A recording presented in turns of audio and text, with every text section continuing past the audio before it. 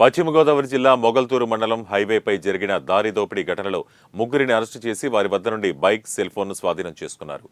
బాధితుడు దుర్గారావు హైవేలో పాలకొల్లు వెళుతూ మార్గమధ్యంలో యూరిన్ కాక దుర్గారావుపై ఒక ట్రాన్స్జెండర్ ఇద్దరు వ్యక్తులపై దాడి చేసి 20,000 నగదు, సెల్ ఫోన్ దోచుకుని పరారయ్యారు. బాధితుడు మొగల్తూరు పోలీస్ స్టేషన్లో ఫిర్యాదు చేయగా విచారణ చేపట్టిన పోలీసులు దారి దోపిడీకి పాల్పడిందెందుకు, హైవేపై దోపిడీ చేసేందుకు సిద్ధంగా ఉన్న విఘ్నేష్ రాజు, రోజీలను అరెస్టు చేశామని నర్సాపురం రూరల్ సీఐ దుర్గా ప్రసాద్ తెలిపారు.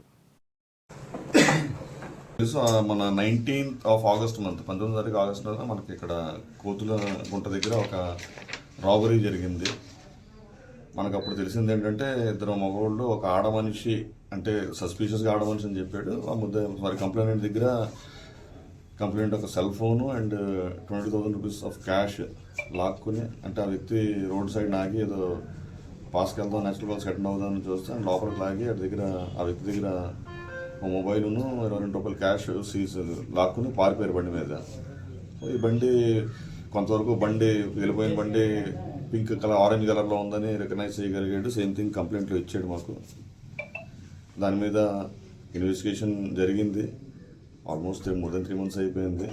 మొన్న మళ్ళీ నిన్న వీళ్ళు మళ్ళీ మన రాజుగారి తోట రోడ్ ఉంటుంది, ఇప్పుడు లోపలికి మ్యాంగో గార్డెన్స్ ఉంటాయి, అక్కడ సేమ్ ఈ కైండ్ ఆఫ్ అఫెన్స్ చేద్దామన్న ఉద్దేశంతో నిన్న సాయంత్రం ఆ టైంకి వచ్చున్నారు. మధ్యాహ్నం వచ్చారు. మనకి ఇన్ఫర్మేషన్ వచ్చింది, మనకి వేగ్గా వచ్చింది ఇన్ఫర్మేషన్ యాక్చువల్లీ.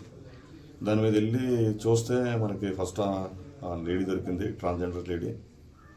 ఆ తర్వాత వీళ్ళిద్దరు కూడా పక్కనే ఉన్నారు. అనుమానం వచ్చింది ఇది వీళ్ళకి ఆ రోజు చేసిన నేరం ఇప్పుడు చేసిన దానికి కొంచెం సిమిలారిటీస్ కనిపించేసరికి మన ఫర్దర్ ఇంట్రాగేషన్, క్వశ్చనింగ్ వాళ్ళు సబ్మిట్ అయ్యారు.